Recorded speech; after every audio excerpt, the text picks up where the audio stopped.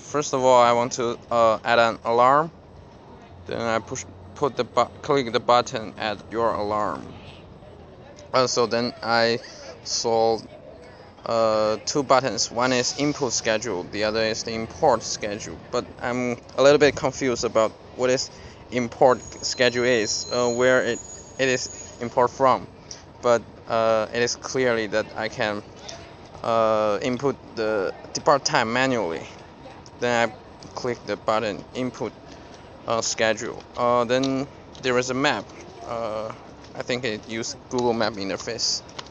Um, then the map is clear, but there may be a problem that if I want to go to a place that I do not know where it locates in the map, then I cannot find it.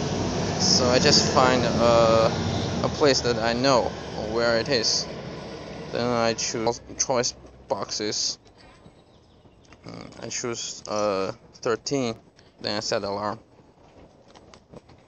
Then I set the depart time 6:30 and alarm 5 minutes in advance. Then I set the notification. Okay, it is set it.